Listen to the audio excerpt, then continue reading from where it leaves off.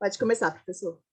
Bom, boa noite a todos, né? É muito bom estar de volta aqui em outubro, né? Numa sexta-feira chuvosa, para conversar um pouquinho sobre o conto do Nikolai Gogol, que é um autor russo, e é um conto extremamente rico e interessante do ponto de vista da relação entre a literatura e a psiquiatria.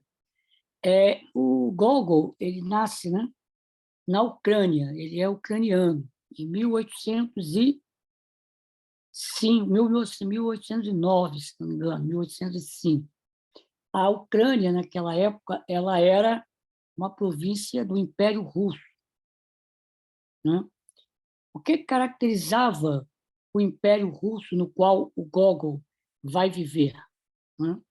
Era um império czarista, autocrático, profundamente autoritário, onde as sociedades eram para ser uma sociedade estável, onde não havia grandes mobilidades sociais.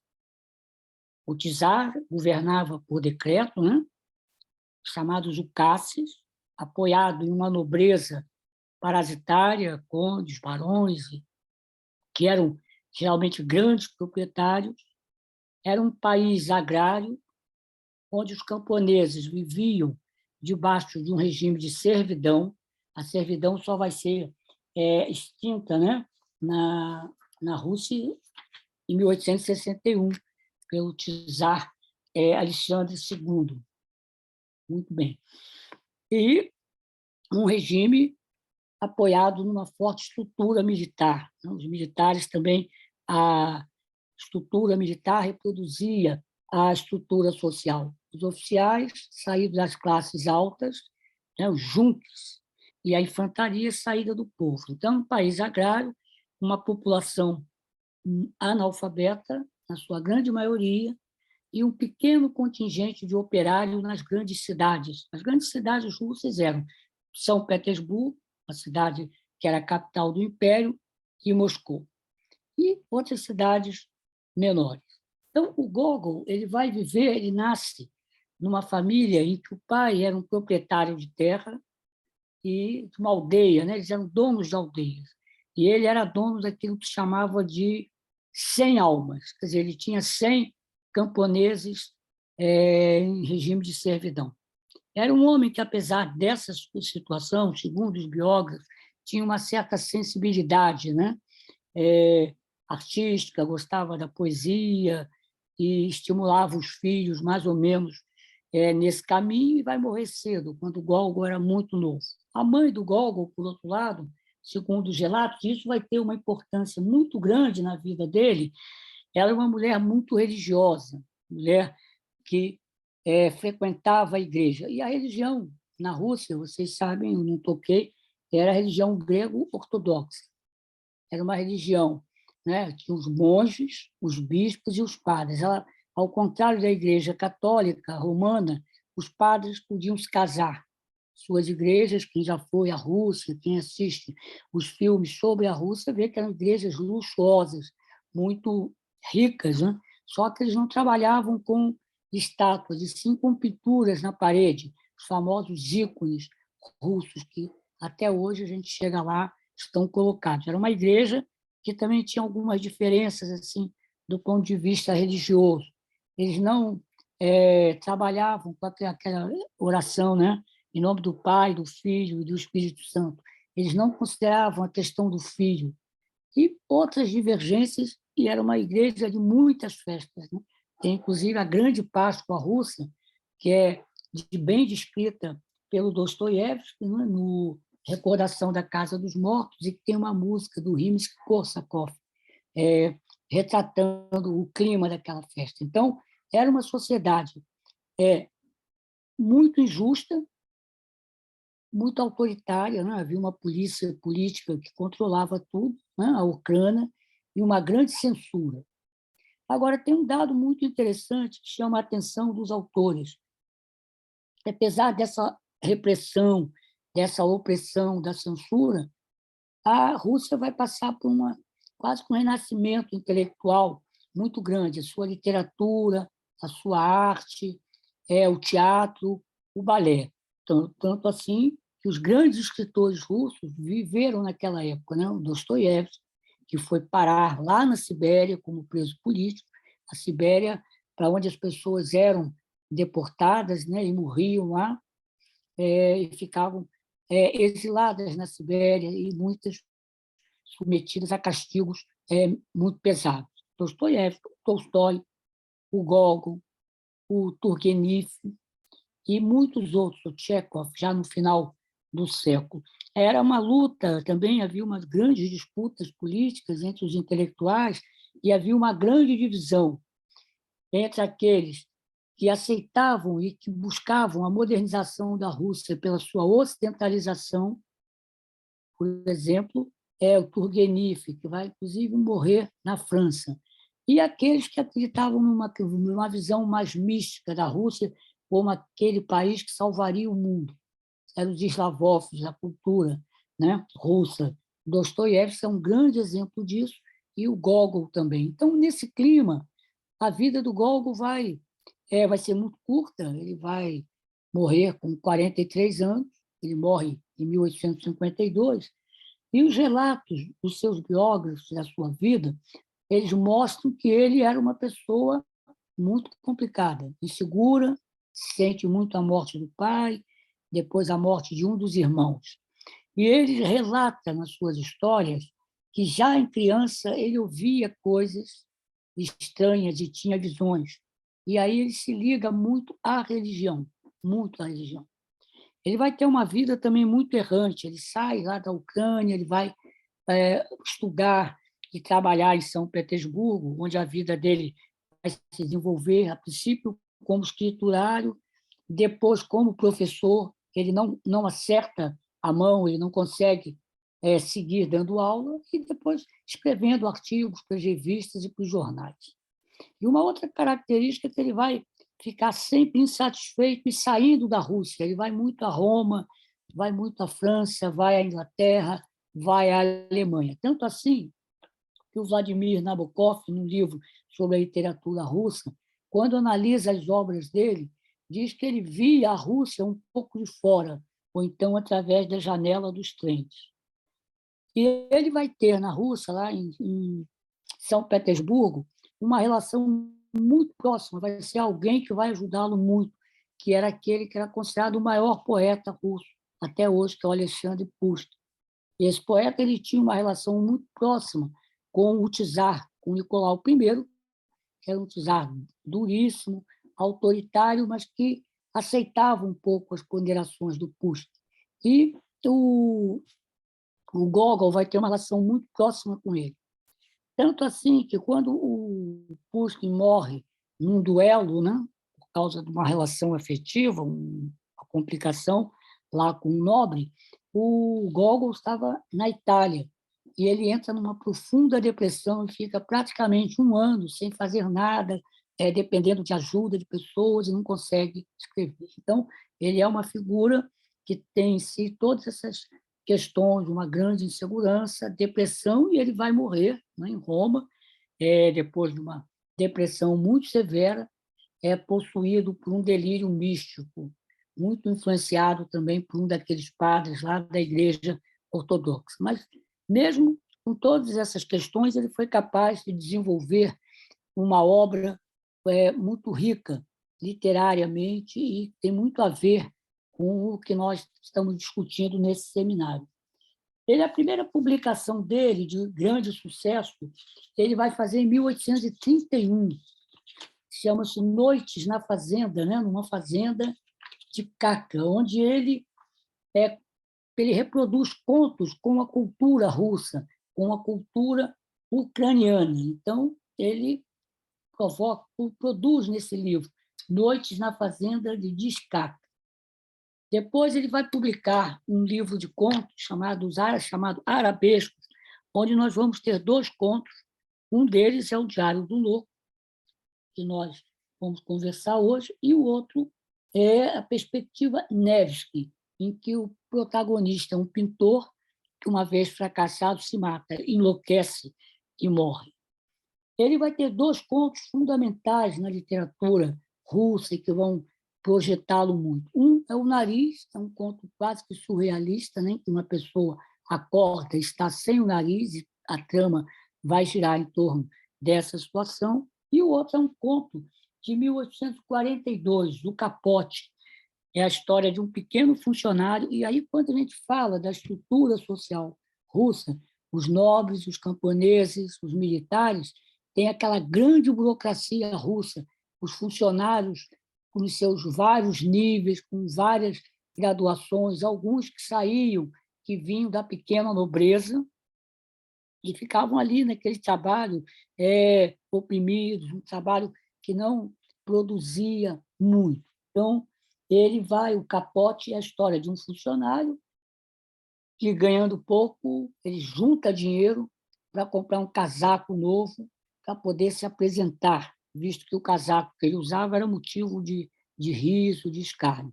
E, num dado momento, ele tem esse casaco roubado, e aí toda a trama do conto se desenrola. Então, essas foram obras que ele começa a colocar mais claramente, mais assim, à frente.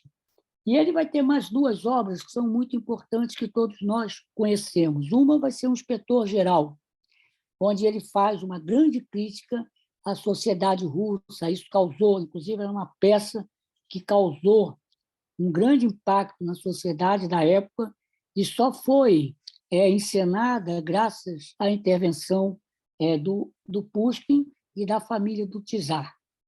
Ele é uma história, vocês conhecem, uma cidade que recebe o aviso de que uma autoridade importante do governo, não, o inspetor-geral, iria visitá-la para avaliar como é que estava a administração, como é que estava a questão da economia e os desvios estavam acontecendo. Só que antes dessa pessoa chegar, dessa autoridade, chega um aventureiro, não é? Chamado Krestanov, que foi tomado pelas pessoas como o inspetor-geral. Então, o prefeito, as autoridades, os nobres da cidade cuidam dele muito bem, ele participa das festas, é muito bem recebido. E quando ele está no auge daquele momento, no auge de toda aquela situação, já praticamente prestes a se casar com alguém das classes ricas, chega o verdadeiro inspetor-geral. Então, é o clímax, né, desse conto. E o outro romance dele, muito interessante, muito rico, que traça um retrato da sociedade russa naquela época, principalmente da situação dos camponeses, é um romance chamado Almas Mortas, que ele publica em 1842. Esse romance, né, um personagem aventureiro que começa a percorrer as aldeias russas comprando almas mortas. As almas eram os camponeses, como eles eram chamados. Os proprietários, quanto maior o número de camponeses, maior é o seu prestígio. E eles recebiam algum tipo de indenização. Então, esse aventureiro ele começa a comprar almas mortas, ou seja, ia nas fazendas e comprava o registro dos camponeses, dos servos que já tinham morrido, e ele vai, então, revender e hipotecar. É toda uma trama muito rica, muito bem escrita, onde ele vai atravessando toda a Rússia e vai mostrando, né, tudo que havia, o antissemitismo, os pogroms, o sofrimento dos camponeses, a relação deles com o czar e também os grandes aventureiros, né, com os seus grandes golpes. É um romance muito importante que ele publica em 1842, quando volta para São Petersburgo.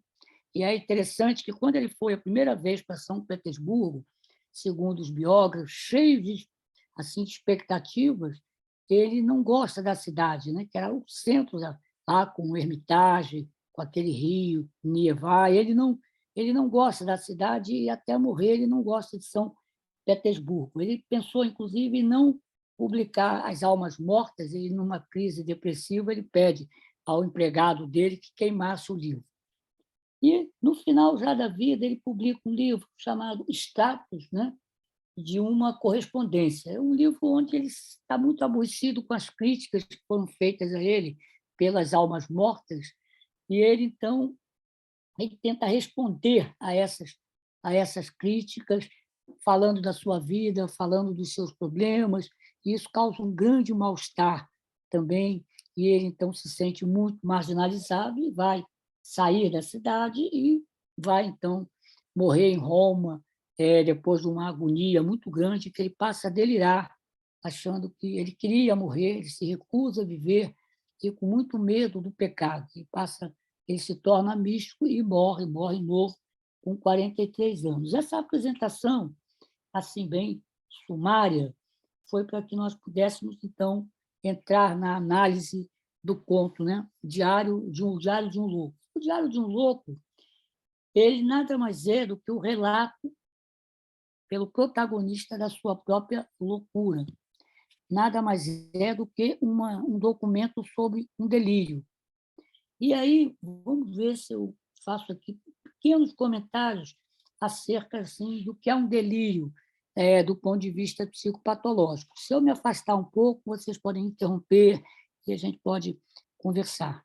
O delírio, né, o delírio é a grande figura, a grande imagem da loucura em todos os tempos, né? Todos nós, todas as pessoas, os médicos, os especialistas, todos nós, diante do delírio, consideramos que aquilo é uma expressão da loucura.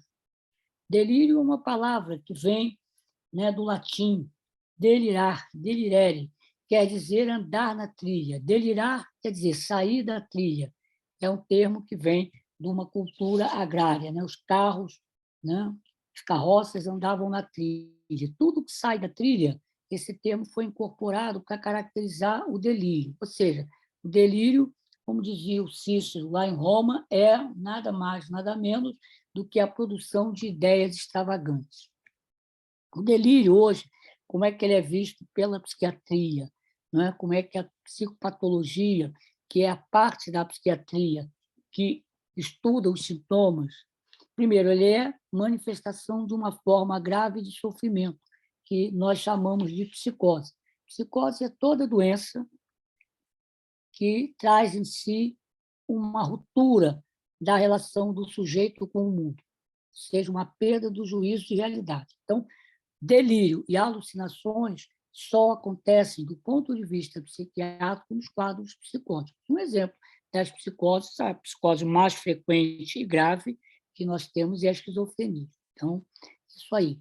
O delírio, ele é visto, ele é estudado em dois campos. Primeiro, ele é visto como um erro do juízo, do julgamento, produzindo pensamentos, logicamente,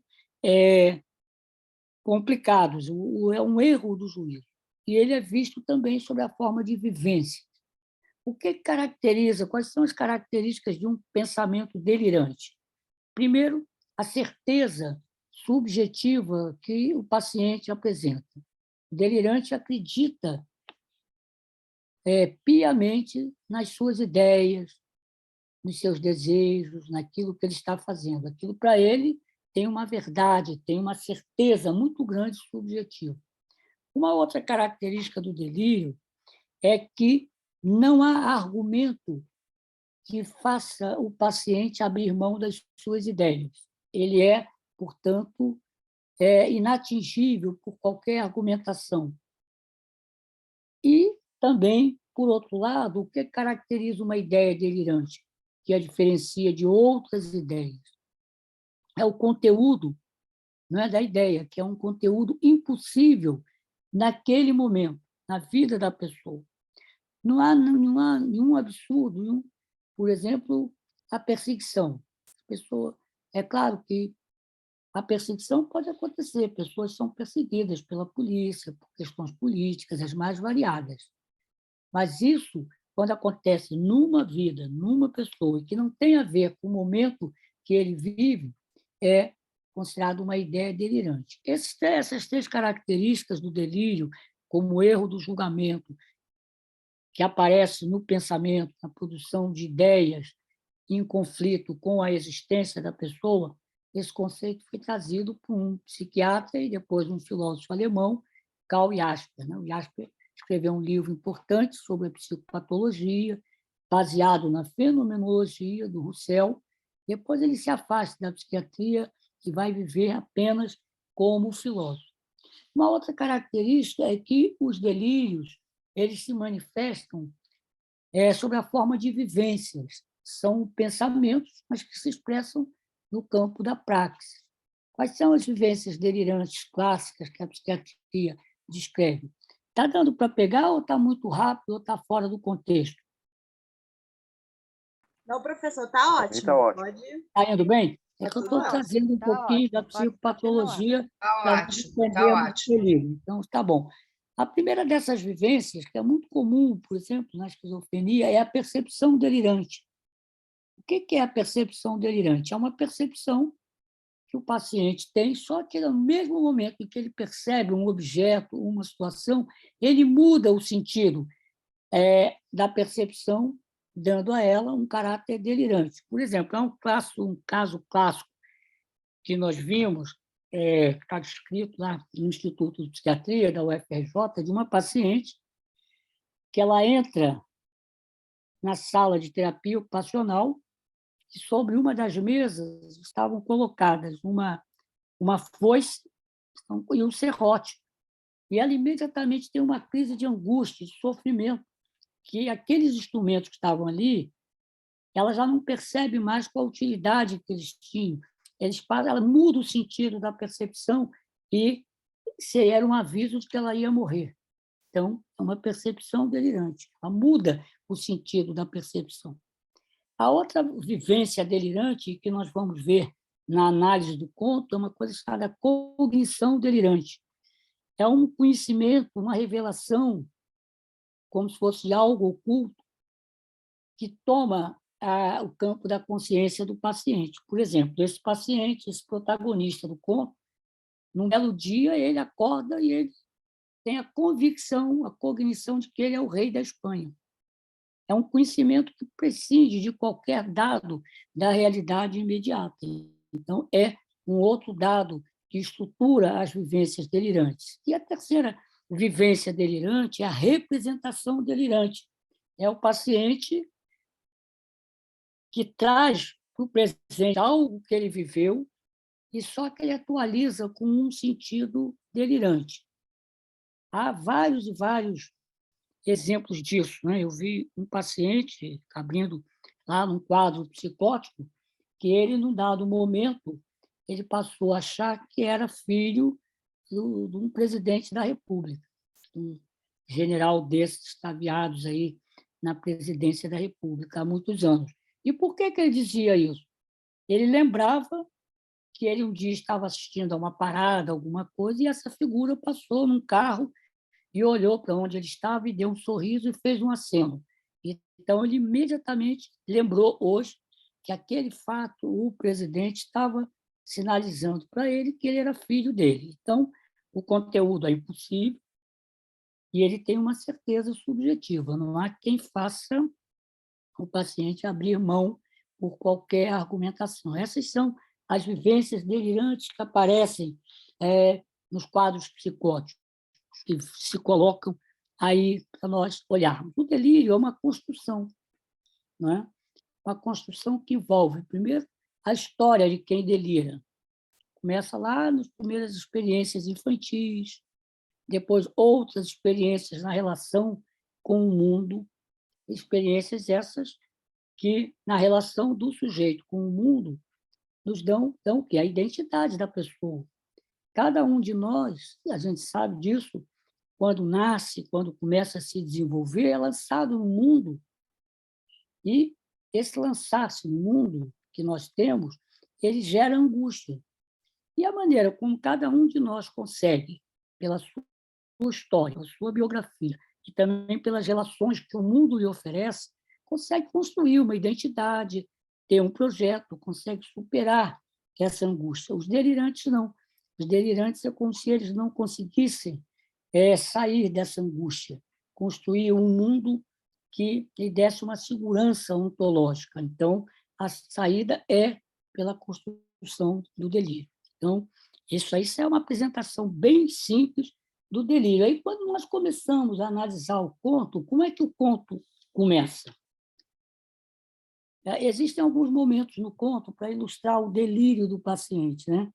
Primeiro, ele começa a dizer que ele teve, naquela semana ou naquele dia, naquela manhã, uma sensação estranha. Não foi assim? E ele, como é que é essa sensação estranha? Ele era um funcionário público, insatisfeito com o seu trabalho, dentro daquele clima opressivo, né? E também de invisibilidade. Uma das grandes questões das sociedades é que elas transformam o grande número de pessoas e elas são invisíveis. Elas só conseguem se tornar visíveis, muitas vezes, pela loucura, quando deliram, quando alucinam. Então, ele começa a dizer, eu vou me permitir pedir licença a vocês para ler aqui o início, né, do conto. Ele diz assim: aconteceu-me hoje uma aventura estranha. Aí ele foi e tal, ele vai para o trabalho, né? Ele chega lá, a empregada diz que ele estava atrasado, ele corre, vou pular esse trechinho aqui. E aí tem uma coisa muito estranha, né? O chefe dele já resolveu chamá-lo, né, para conversar. E ele disse: como é possível que você tenha tanta baderna no seu cérebro? Há alguns dias você se agita como um alucinado. Faz uma confusão tal que nem o próprio diabo encontraria suas coisas. Escreve um título em letras minúsculas, não anota nem data, nem numera.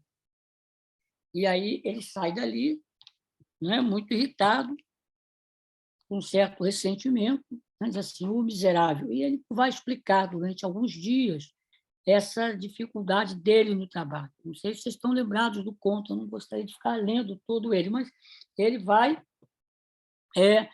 começar. Ele não tem uma boa relação com o trabalho, ele falta, ele não presta atenção, e ele demonstra, nos pensamentos dele, uma insatisfação, gostaria de estar numa outra situação. Então, ali a gente já percebe, se você quiser fazer uma análise por esse caminho, a gente já percebe uma alteração da personalidade do paciente, né? Um certo ressentimento, um sentimento assim de inferioridade, ele acha que não é devidamente reconhecido, e faz uma interpretação que já caminha para a mudança. Ele acha que ele é perseguido pelo chefe, né, por ciúme, porque ele tem uma boa relação com o diretor. E aí tem uma coisa muito interessante, né, que tem a ver com a época. Uma das funções dele era apontar as penas que o chefe, que o diretor geral usava para escrever. E, com isso, ele tinha uma proximidade com esse diretor. Mas qual era a proximidade? A única coisa que o diretor, às vezes, perguntava a ele, quando perguntava, era como estava o tempo. E aí ele faz toda uma digressão já assim, quase que delirante em relação a esse diretor. Então, esse é um primeiro momento. Um outro momento significativo do conto, eu não quero me alongar muito para que a gente possa conversar, é quando ele vai fazer, e aí é muito rico isso aí, ele vai fazer um delírio, começa a delirar passionalmente. Os delírios têm vários tipos, né?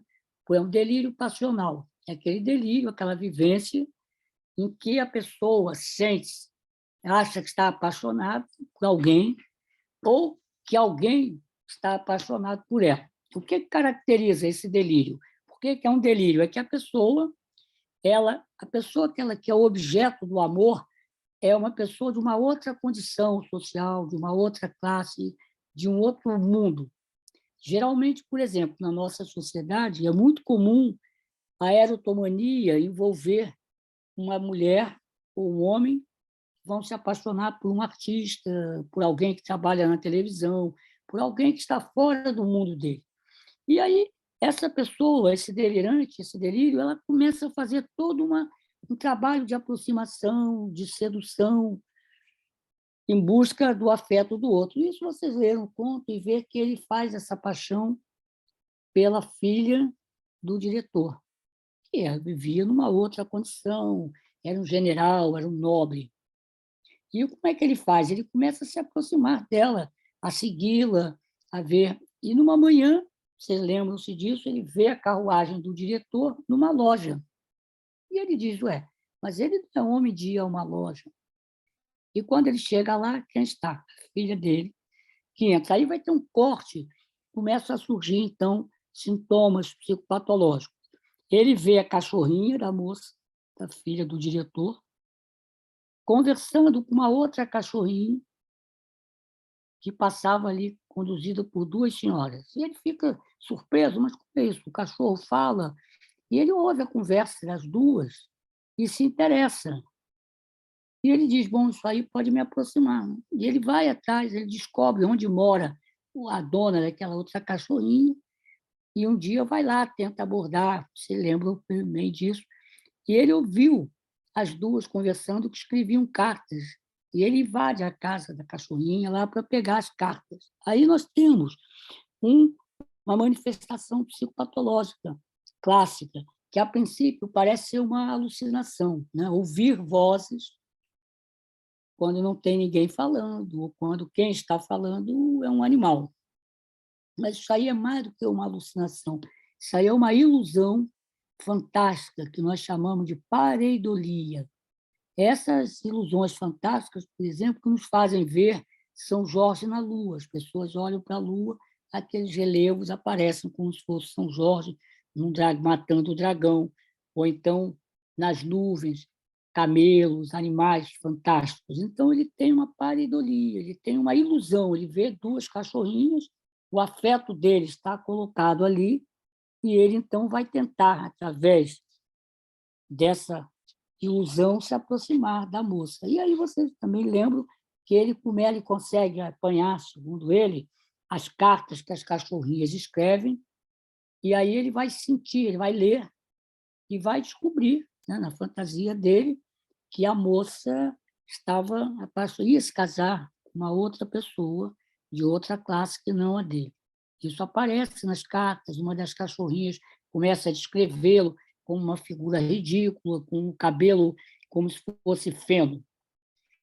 Então, ele se irrita com aquilo, e aí vem o outro momento que caracteriza os delírios passionais, que é o fim da relação, que se dá no imaginário. Geralmente termina como? Termina com agressões, muitas vezes, com ofensas, ou então a pessoa tira o objeto da sua paixão de cena. E ele faz isso. Ele começa a conversar com ele mesmo e ele diz: "Olha, eu descobri, né, quer dizer, que ela não vai se casar com ninguém, não vai se casar com aquele fulano". E aí ele faz um discurso misógino, um discurso contra a mulher. E ele aí diz assim: "Não, na verdade, a mulher se casa sempre com o diabo", figura do diabo, daquilo que está reprimido, que é o recalcado que aparece. Ele aí faz uma fantasia. Não, quando a gente vê uma mulher no teatro, no camarote, olhando para uma pessoa com binóculo, aquela pessoa que ela está vendo não é aquela pessoa, é o diabo que está ali. E aí ele se afasta dessa relação. Termina ali, nesse momento, aquela fantasia passional, não é o que a gente chama de erotomania.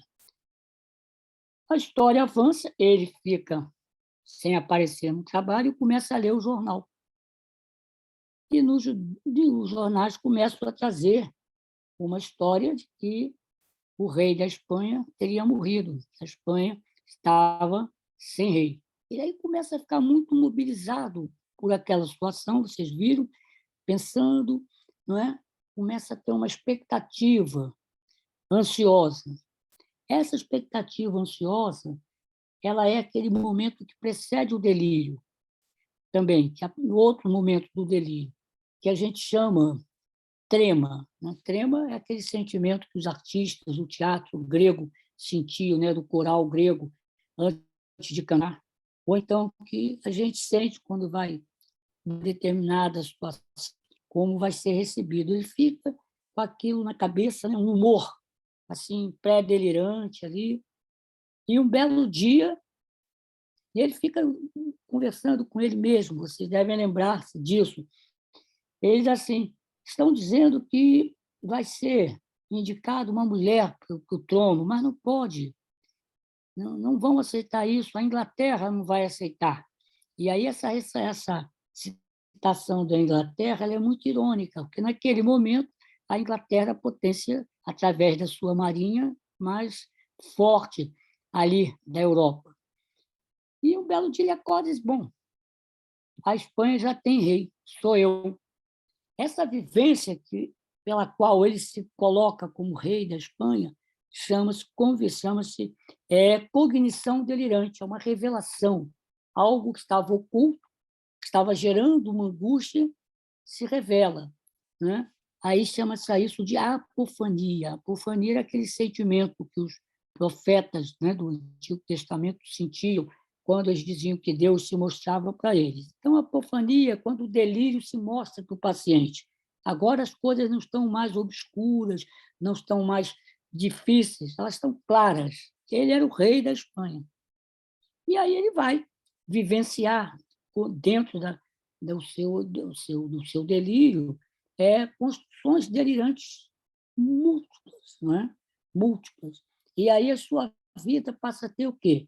Um domínio do imaginário fantástico. Ele começa a ver indícios de que ele é rei e ele começa a se preparar para assumir a monarquia. Ele começa a achar que ele precisava para a moça que trabalhava na casa dele, e ela provavelmente não entendeu nada, e ele aí diz que ela não entendeu, que ela não está acostumada, ela não sabe o que é o rei, e coloca na condição dela de pessoa inculta. Até que ele precisava ter um manto, né? O rei tem que ter um manto. Por alguma razão, ele resolve pegar um casaco e tal, e ele faz um manto. Né? Ele se veste com um manto. Né? Aí, nesse negócio de manto, só fazer um parêntese, tem um paciente famoso que vocês conhecem, que é um artista plástico chamado Bispo do Rosário. O Bispo do Rosário passava dias, meses, fabricando mantos. Ele desfazia a roupa de cama e tecia um manto. Era o manto da Anunciação. Ele dizia no delírio dele que era com aquele manto que ele ia se apresentar quando morresse, que ia se apresentar a Deus. Então, o personagem, né, o Acaxi, que é o personagem do conto, ele cria um manto, um casaco, fica profundamente ridículo, segundo a empregada dele, e ele, então, resolve atender a um chamado da repartição. O funcionário vai lá e diz, olha, tem que aparecer, porque já não vai há muito tempo, seu chefe quer ver você. Ele aí resolve ir, mas já vai como rei, na fantasia dele, já vai realmente dentro daquele mundo de alucinações, de fantasias. Ele chega arrogante, ele não diz que ele é o rei, mas ele começa a se colocar, né? Então, por exemplo, como quando os funcionários se perfilam para receber o diretor-geral, ele não estava nem ali. Ele ignora e vai conversando com ele mesmo, vai monologando, né? Quero ver como é que eles vão reagir quando descobrirem que eu sou o rei. Antes, ele tem também um período em que ele sai, não sei se você lembra, ele anda pelas ruas, ele está lá na Perspectiva Nevsky, que é a grande avenida de São Petersburgo, e passa o imperador, passa o czar, e todos tiram um chapéu para ele e tal. E ele não. Ele diz assim, ele deve saber que eu sou o rei da Espanha, mas eu ainda não me apresentei à corte, porque eu estou esperando os deputados. Ele fazia, e que viria uma delegação de deputados da Espanha para apresentá-lo ao rei. Então, ele vai à repartição, fica lá, e passeando, né? Se pavoneando, assim, como se fosse o rei, e aí tem um documento para ele assinar. Ele aí olha assim, né? E não assina o nome dele, ele assina, né? Fernando VIII.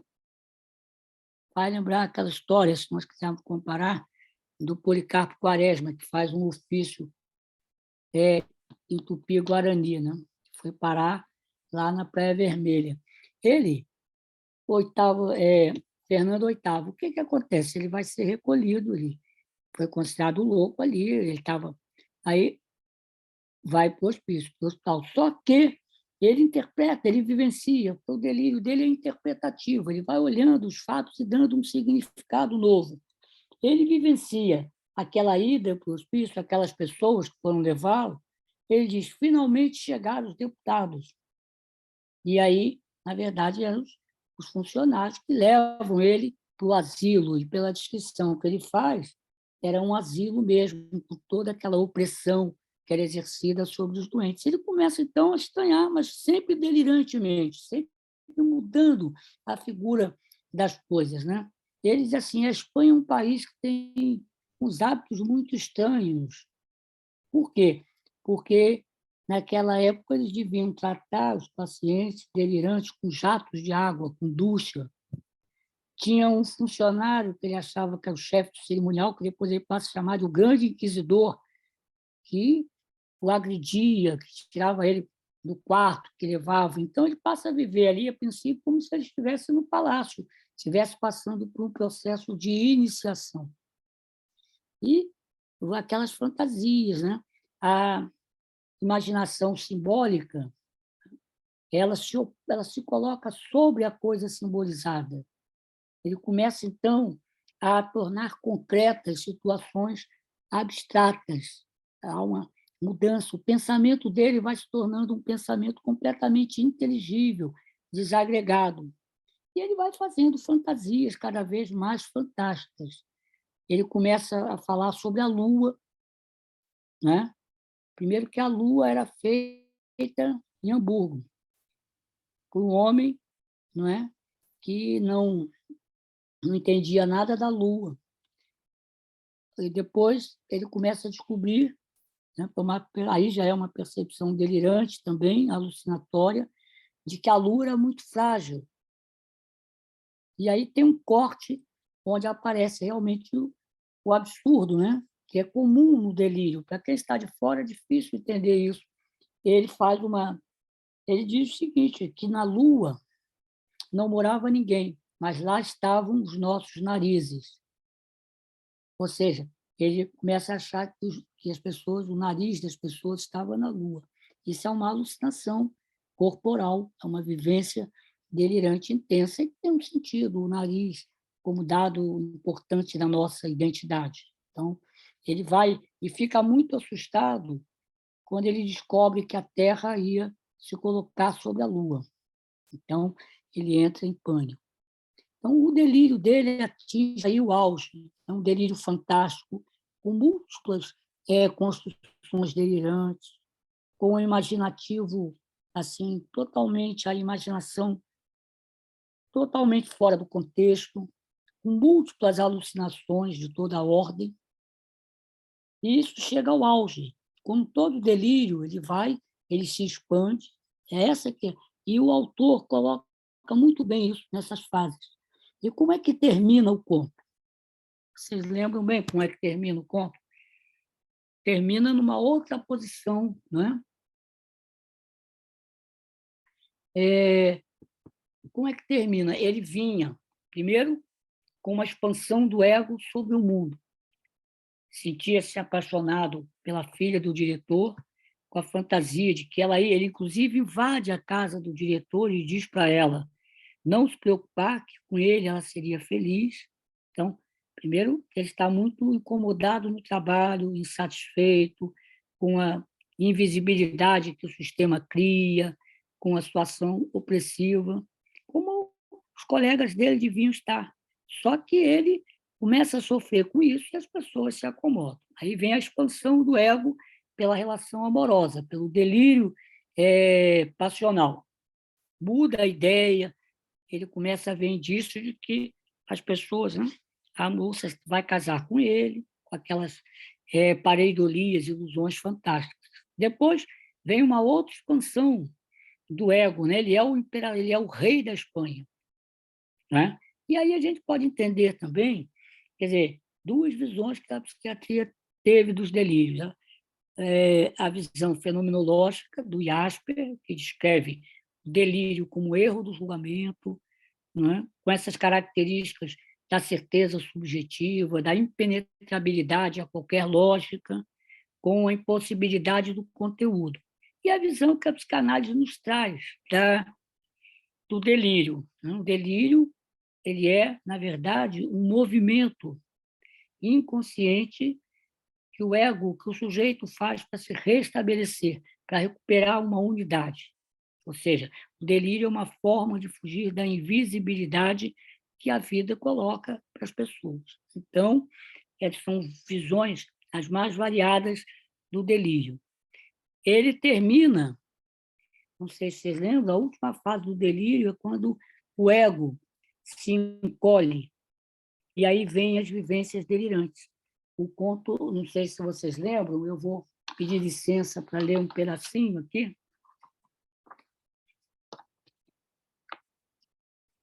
Outra coisa que chama a atenção no conto é como ele muda o delírio, ele muda a percepção do tempo e do espaço. O tempo e o espaço delirante não são os mesmos que nós estamos compartilhando. É um tempo mítico. Né? Houve um autor espanhol que falava dos mitologemas. Ele muda o tempo e muda o espaço e muda a sua orientação. Por exemplo, eu acompanho uma paciente lá há muitos anos que ela tem uma dupla orientação delirante. Ao mesmo tempo que ela se chama, digamos, o nome dela não é esse, chama-se Maria, chama-se Antônia, ela também é a Virgem Maria. Ela tem uma dupla orientação. Quando você pergunta a ela por que ela é a Virgem Maria, mostrando como funciona o pensamento do delirante numa lógica pré-categorial, ela diz o seguinte: meu nome, digamos, é Maria. A mãe de Jesus é Maria. Eu sou virgem, ela é virgem, então eu sou a Virgem Maria. Ele vive muito isso no conto. Em muitos momentos, ele faz essa perturbação. E se vocês forem lendo, o que ele vai datando, é um diário. Ele começa com as datas certinhas. Depois ele cria outras datas do seu imaginário. Ele cria um mês que deve ser uma mistura, um neologismo, de março com outubro, mar grupo. Tem outra anotação dele no diário, que é 2043 de abril. Tem uma outra relato que ele diz sem data. Isso já é a mudança da estrutura da personalidade. Quer dizer, múltiplos delírios, um predomínio, né, do pensamento pré-categorial, imaginário fantástico, com muitas pareidolias, ilusões fantásticas e alucinações. E o delírio dele termina, como quase todo o delírio, de um modo geral, com um quadro depressivo. Ele começa a se sentir muito mal, como se ele tivesse recuperado um pouco a lucidez. Né? E aí, vou ver aqui, me permitam só.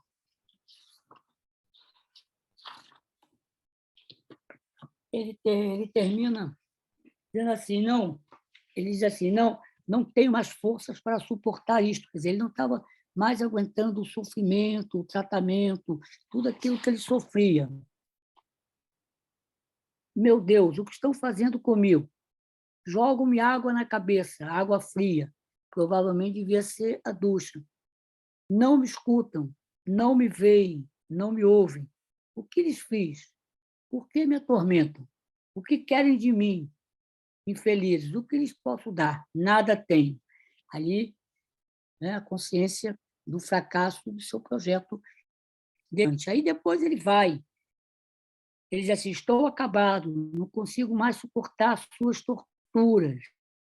Minha cabeça arde, tudo gira ao meu redor. Salve-me. Aí ele tem uma fantasia onírica, né? Provavelmente com a sua consciência mais rebaixada, em que ele faz uma viagem pelo céu, que é uma carruagem, e ele vê a estrela, e aí ele vê do alto a casa dele na Rússia. Isso aí é uma alucinação mineira, uma paramnesia, uma alucinação da memória. Né? Ele pega fatos e traz. E ele vê a mãe dele na janela. E vocês sabem, aí depois termina com o pensamento incoerente.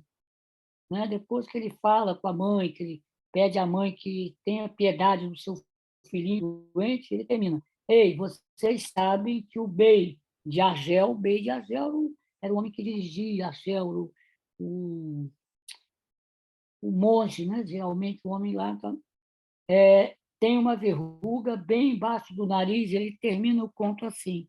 Né? O Bey, quer dizer, o dirigente da Argélia, né? O Ayatollah da Argélia, tem uma coisa totalmente fora do contexto, e aí termina o conto. Então, realmente esse conto, esse diário, é o diário de um personagem onde o delírio vem, as várias fases do delírio, e o delírio termina com a depressão e com a fantasia onírica, como se ele estivesse entre a vigília e o sono. Lendo esse trecho aqui, eu me lembrei, né, do delírio que o Brás Cubas tem antes de morrer, aquela viagem que ele faz, que ele atravessa, se não me engano, montado num rinoceronte, em que ele vai passando por países distantes, como se fosse um sonho. Isso aqui também lembra, também já é um clima onírico. Então, é isso. Nós temos aqui a imagem clássica do delírio psicopatológico, né? Nós vamos ver que há na literatura outros exemplos de delírio. Por exemplo, o mais clássico deles, qual seria? Seria o Don Quixote, suas fantasias, né, de cavaleiro andante. Então, o Freud ele não chegou a lidar muito com o delirante, porque o Freud não lidava com pacientes psicóticos. Mas ele trabalhou duas histórias, né, de pacientes delirantes. Uma é a Gradiva, que era um romance de um autor chamado Jansen, que ele estudou e fez uma interpretação, e a outra foi um livro de memórias de um juiz alemão chamado Schreber, que ele publicou, né, Memórias de um Doente dos Nervos. Então, estudando a história dele, ele fez uma teoria do mecanismo projetivo. Se nós olharmos na literatura brasileira, nós vamos ver, por exemplo, no Graciliano Ramos, um delírio bem construído no personagem de São Bernardo.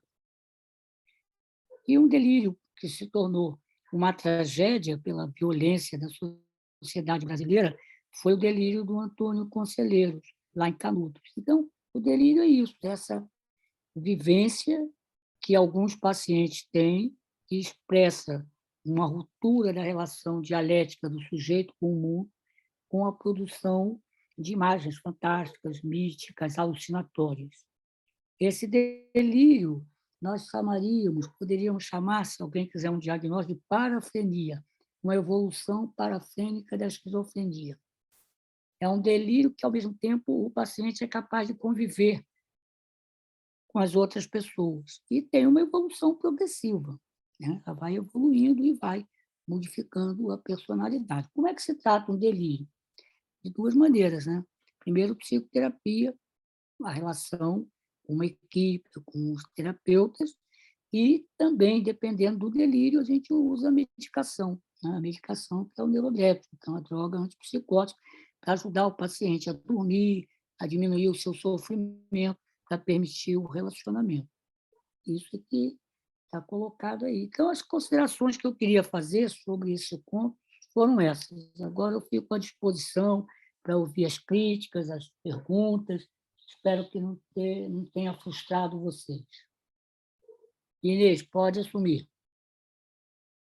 Primeiro, eu já passo a palavra para a Juliene, que vai fazer uma pergunta. Pode fazer quantas perguntas? Oi, boa noite a todos. Estão me ouvindo? Muito bem. Tá certo. Primeiramente, eu queria agradecer mais uma vez ao professor por essas aulas, né? A gente está aprendendo muito, né? Então, assim, eu estou muito feliz, né, de participar, de ter a oportunidade de estar aqui. E, assim, basicamente, eu queria fazer duas perguntas, né? A primeira é a seguinte, é que eu notei, assim, ao longo do conto, que a personagem meio que age como se ela fosse o centro das coisas, né? Então, parece que, assim, é sempre aquela coisa de que o mundo está sendo injusto com ele não está na posição que ele deveria estar, né? Ele está sendo perseguido, e aí depois isso evolui para ele descobrir que ele realmente é tudo aquilo que ele queria, né? Ele tem essa posição que ele queria ter. E aí eu fiquei com essa ideia na cabeça de que essa postura meio narcisista, egocêntrica, é típica do delírio? Elas vêm juntas, associadas? Sim, quer dizer, há delírios e delírios, né? Por exemplo, esse delírio ele tem assim essas características de um delírio que a gente chama de parafrenia, que é uma psicose crônica, que é da família da esquizofrenia. Começa mais tarde do que a esquizofrenia. A esquizofrenia começa mais cedo, ele já adoece em torno dos 40 anos. O delírio esquizofrênico é diferente do delírio, que é um delírio solto, polimorfo. A esquizofrenia é uma grande dissociação da personalidade. O pensamento vai para um lado, o afeto vai para o outro, não é? Uhum. E a prática vai para outra. Nesse daí, ele mantém, apesar do delírio, ele mantém um ego que é capaz de comentar as ações. Agora, classicamente, como é que a psiquiatria, por exemplo, a Gestalt, trabalha quando estuda as estruturas do delírio? A primeira fase do delírio é o que eles chamam de trema, aquela expectativa que precede o delírio, que ele vive claramente isso quando ele está lendo os jornais que falam da crise na Espanha. Depois tem uma coisa assim, as coisas se revelam para o paciente, se tornam claras para o paciente. E aí aquela angústia que ele sentia melhora. Por exemplo, eu acompanho um paciente que ele estava muito angustiado quando andava na rua, porque ele achava que alguma coisa ia acontecer, e ele não sabia por onde e o que seria. É o trema dele, ansioso, com medo. Quando o delírio ficou claro para ele, ele achou um perseguidor, essa angústia diminuiu, porque a relação passou a ser com esse perseguidor. O outro momento desse momento chama-se apofania, essa revelação. E todo delírio, de um modo geral, como esse, é um delírio autopreferido, ou seja, o ego no centro. Por isso que ele sofre, né? Como se o mundo estivesse todo contra ele. O mundo está olhando para ele, as coisas estão olhando para ele. No primeiro momento, ele lida, depois ele acontece com esse personagem. Né? Aí os alemães chamavam isso de Anastrophé, essa fase do delírio em que as coisas ficam totalmente voltadas para o paciente. E a outra fase do delírio desse paciente é uma fase depressiva, que a gente chama de catastrófica, ou seja, como se o mundo tivesse desabado, ele perdeu o controle sobre aquelas fantasias, sobre aquela fábula delirante. Então, é mais ou menos assim. Não sei se... Aí tem o narcisismo. É claro que se você pegar pelo viés da psicanálise, você vai ver, vai lá para trás, o delírio. Há um autor alemão que dizia: quando o delírio aparece, a psicose já é velha. Já é velha por quê? Ele está se referindo ao que vem antes, porque toda doença é um processo histórico, ela não cai do céu. Não sei se respondi essa pergunta, se eu dei muita volta. Respondeu sim, com certeza. E a segunda coisa que eu queria perguntar é que na narrativa, assim, esse descolamento da realidade do personagem é uma coisa bastante óbvia, né? Então ele vê o cachorro conversando, trocando carta, ele acha que ele é o rei, então é uma coisa que é muito fácil de ser percebida pelas pessoas que estão ao redor dele. E a minha pergunta é se o delírio necessariamente é essa coisa óbvia que foge da lógica do mundo real, ou ele pode ser alguma coisa verossímil que uma pessoa desavisada pode até chegar a acreditar naquele delírio que a pessoa vai trazer. Às vezes pode, porque às vezes o conteúdo, alguém sentir-se perseguido pela polícia, dependendo da sua condição de classe no Brasil, da cor da sua pele, é algo perfeitamente claro que acontece todo dia.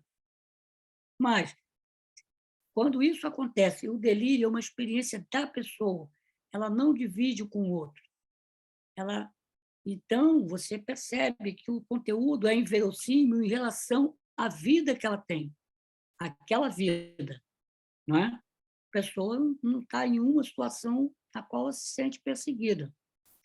Agora, há coisas, sim, às vezes até podem parecer coisas anedóticas. Quer ver uma vivência que há muitos anos eu tive quando eu cheguei lá no serviço? A residente me chamou e falou: professor, chegou, internamos uma paciente ontem à tarde, está dando para ouvir bem? E é coisa estranha a história que ela me contou, e eu não sei se isso aí é um delírio de grandeza, né? Quer dizer, tem um delírio de grandeza dos pacientes maníacos e tal. Mas vem cá, o que ela contou? Ela contou assim, perguntei, ela me disse: olha, eu tenho um alto cargo, essa paciente até já morreu, eu tenho um alto cargo, sou altamente especializada em meio ambiente, numa época que estavam surgindo os partidos verdes. Meu pai e meus tios são indigenistas famosos. Eu já fui capa do Paris Match, já teve uma matéria sobre mim no New York Times. Sou muito amiga do Glauber Rocha, do Caetano Veloso, e eles fizeram um vídeo para mim. O paciente, a médica olhou, ela chegando ali, num quadro assim, de euforia que caracteriza a mania. Né? A mania uma exaltação do humor, muito alegre, coisa. Anotou aquilo com dúvida, né? Claro. Aí chega a família da paciente. Realmente, tudo aquilo que ela falou fazia parte da vida dela. Não era delírio, era diferente. Estava em cima de uma expansão do humor. Agora, a pessoa, de repente, acha que é rei da Espanha, ou o tema. Então, o delírio é isso. O paciente tem uma certeza subjetiva, você não convence ele. E não tem lógica que faça ele mudar, ele não muda. Ele tem certeza e vai assim. Como é que os delírios caminham? O delírio esquizofrênico, todo delírio, ele tende a ficar um pouquinho insistado, não é? Fica ali. O paciente vai e tal. Qualquer fato que aconteça, o delírio volta, ele vem em onda.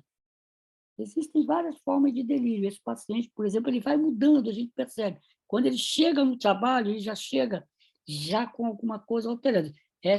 Hoje me aconteceu algo fora do normal. Aí vocês lembram que depois ele sai fazendo uma crítica até verdadeira ao absurdo daquele trabalho burocrático, das desigualdades, de como uns eram privilegiados e não outros, como ele se sente ali prejudicado, ele tem um ressentimento naquele momento. Não é? Ele diz até que o chefe dele tinha uma cabeça de vidro de farmácia, né? Ele cria uma expressão, não é? Muito interessante isso.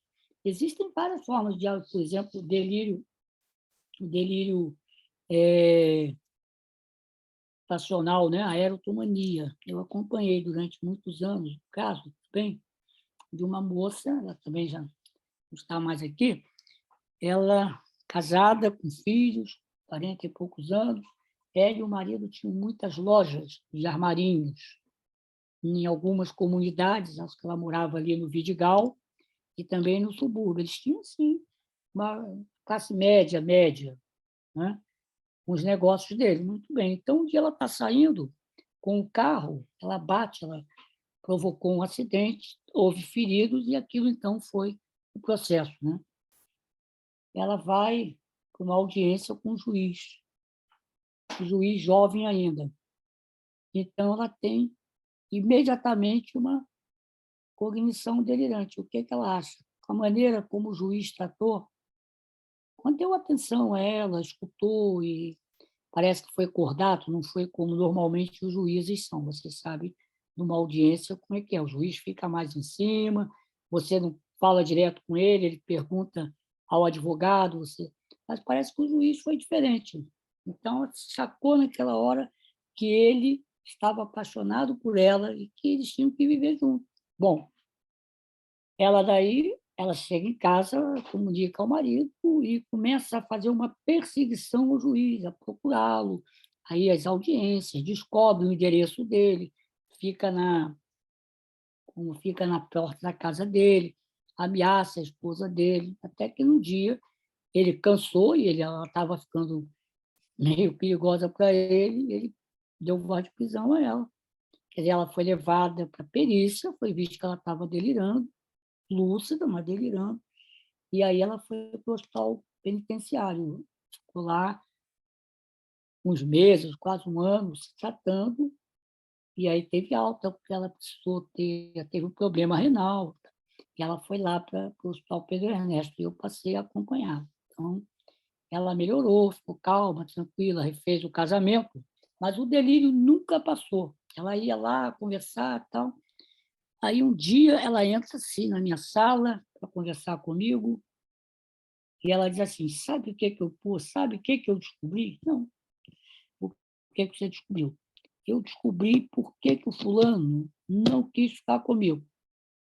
Aí eu pensei, bom, o delírio está voltando, isso vai ser uma grande confusão, né? Porque ele é homossexual. E eu estou escrevendo aqui uma carta, vou mandar um e-mail para os desembargadores. O juiz estava para ser promovido, então. Aí o que você. Não adianta você argumentar, não adianta você dizer, não é? Eu falei, você tem certeza mesmo que você vai mandar essa carta? Tem. Você sabe o que vai acontecer quando eles receberem essa carta? Não. O que vai acontecer? Vão chamar a atenção dele, não vão fazer você voltar para a perícia, provavelmente você vai voltar lá para o hospital em Bangu. Você lá foi bom, confortável?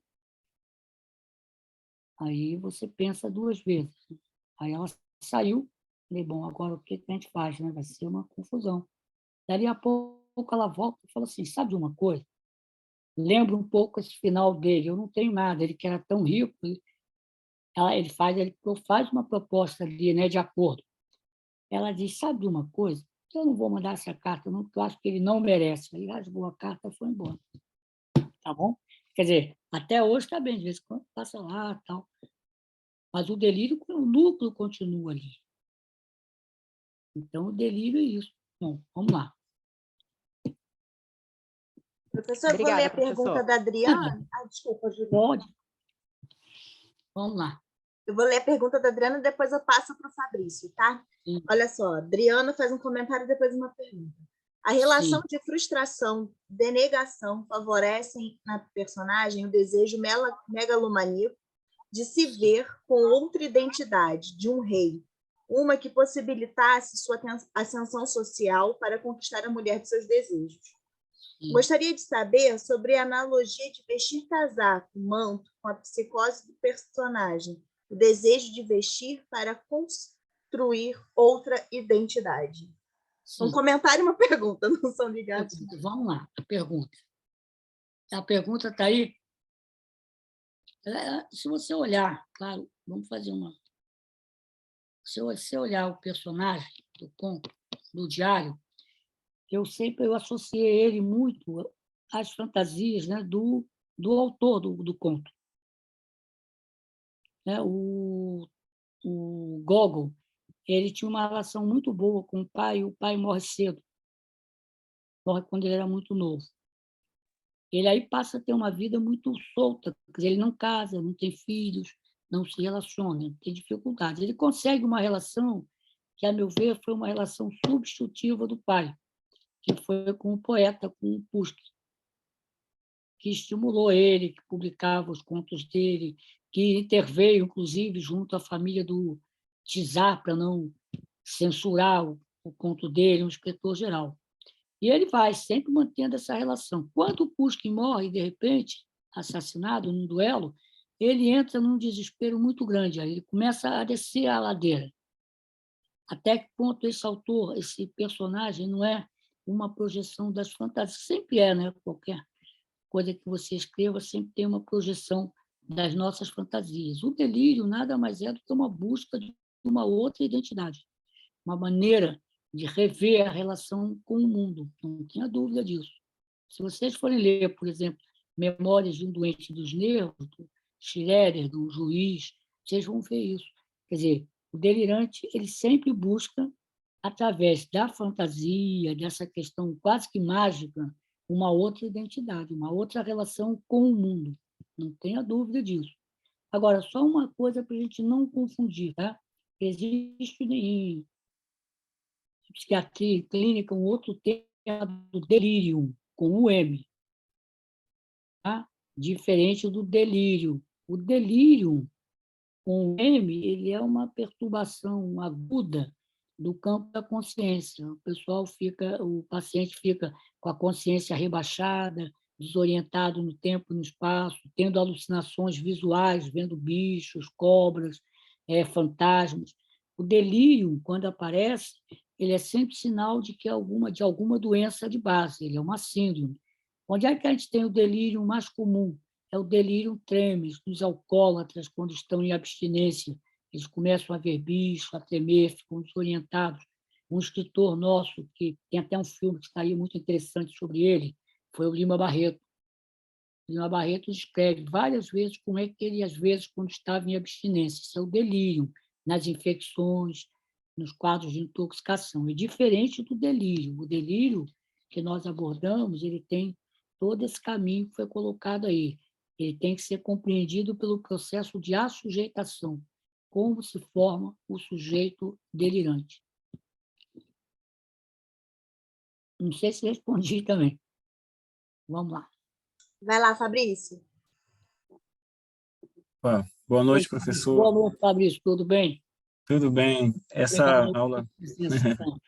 muito grato e boa noite a todas as pessoas que estão aqui também, mas muito grato pelas exposições, né, que foram realmente importante terem sido mais longas do que o habitual, porque o livro ele dá pano para manga, né? E assim, o que eu achei dois pontos até que de certa forma você já falou bem também, mas Não, vamos lá. Vamos falar. duas coisas que me chamam a atenção Sim. é que como a literatura vai encontrar pontos de conexão com essa ideia do delírio, porque assim, eu sou da área da literatura e da comunicação, né? Portanto, cada lição aqui em torno de termos técnicos da psiquiatria ou da psicanálise para mim são Eu não tenho aprendizado, né? termos técnicos, né? Procurei passar assim, vamos lá. Não, mas assim é muito instrutivo para mim, né? Porque sou leigo na área e eu fico fazendo conexões e tal e aprendendo. Mas assim, o que eu acho fabuloso com relação à obra, né, ao Diário do Louco, é justamente fazer com que a ideia da loucura ela fique, por ser uma elaboração de quem vive, né, do doente, ela encontra um ponto de conexão na criação literária que deixa as coisas muito à vontade para encontrarem esse ponto de onde a fantasia se faz pela força da literatura também, né? Isso, eu acho esse ponto fabuloso, porque assim, é como se o Gogol tirasse essa licença para Sim. poder, ao mesmo tempo que fala da loucura, trazendo coisas que são bastante sintomáticas de alguém nessa condição, mas como a ideia de representação fictícia também de mundos, né, mundos no mundo ali, ela traz um ponto de conexão com esse exercício do fazer literário que é fantástico, assim. Muito rico. E assim, e nesse aspecto assim não se furta, né? Ele é o louco quem fala ali, né? O delirante e tal, mas assim não se furta a ter uma observação crítica da realidade, né? Como de alguma forma você já falou, né? Sobre os estamentos sociais ali, né? Sobre os costumes, né? Eu diria que até há uma certa crítica de costumes ali por dentro, né? Quando os cachorros conversam, né, os relatos ali, ele vai desfiando esse fio aí e desejando saber mais da vida íntima daquelas pessoas, algo que mexa no que ele está interessado em ver, né, que são as estruturas sociais, né? Os cachorros conversam de trivialidades e tudo mais, mas assim, não, peraí, isso aqui não me interessa, eu quero ver mais, né? Quero ver mais, exatamente. Ele quer ir a fundo na questão do social, assim, desses entrelaçamentos sociais. Eu achei isso fabuloso, assim. Muito E rico. outra coisa, né, que o senhor falou, e desde sempre me chamou bastante atenção, foi quando o tempo vai sendo descontinuado, né, os títulos das partes do conto vão sendo mudados, né, Sim. e os números não vão fazendo sentido algum, né? Apenas para ele, né? Numa contagem que onde tempo e espaço tem toda essa ideia da descontinuidade, né? Mas uma provocação, né? Ao mesmo tempo, né? Pode funcionar como a disfunção ali do louco, mas para o leitor é uma provocação também ao mesmo tempo, né? Não sei se Sim, isso mesmo. um convite, né, à descontinuidade que a ficção pode propor também em alguns casos enfim, esses dois lugares assim, esses dois pontos assim me acharam me mobilizaram bastante a pensar essas questões assim, sabe, da interface entre literatura e fantasia e, né, o fictício, né, enfim, o ficcional e o real a partir de sintomas que são construídos mesmo, estudados pela ciência, né? Então, é essa sensação que ficou, assim, dessa interface, assim, sabe? Muito bom. Obrigado, viu, professor? Nada, o tempo, né? O tempo é o campo, né, onde a gente cria e constrói a nossa biografia. Quando ele monta e desmonta o tempo ali, o que ele está fazendo? Primeiro, ele está mostrando uma certa onipotência, uma certa tentação de controlar a vida. Tanto faz se nós estamos em 2000 ou em 1859 ou em 1830. Uma certa onipotência que o psicótico tem. Só que essa onipotência faz com que ele rompa com o mundo de alguma maneira. Ele tem um certo autismo. Há uma prevalência do mundo interno sobre o mundo externo. E aí ele cai numa solidão. que é a grande questão. Né? Agora, todo delírio é uma denúncia, não tenha dúvida. Se você olhar o personagem, quem é o personagem? É um funcionário público de um nível mais baixo. A burocracia russa tinha não sei quantas gradações. Ele está ali, ele está insatisfeito e, de alguma maneira, ele denuncia pela alienação dele a alienação dos outros. E ele é capaz de desafiar aquela ordem burocrática, ele falta, ele atrasa. Né? O chefe dele diz que anarquia é essa, você coloca os títulos em minúsculo, ele não está muito ali para isso. Né? Ele, de alguma maneira, se permite amar e quer ser amado pela filha do diretor, do general, daquela nobreza russa. Ele denuncia os maus tratos nas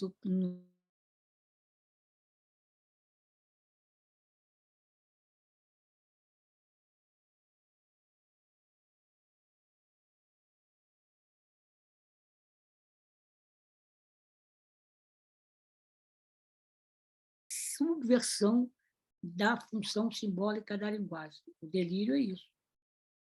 É isso que ele traz para a gente. Tem um romance brasileiro que é muito rico e que nos lembra um pouco, né? Acho que foi escrito na mesma época, no século XIX, só que na Rússia esse conto e o romance no Brasil, pelo Machado de Assis, é o Quincas Borba, que tem um delírio, tem o cão, e por aí vai. Um romance até que, se vocês não leram, eu indico, acho que vale a pena ler. Está colocado lá o delírio.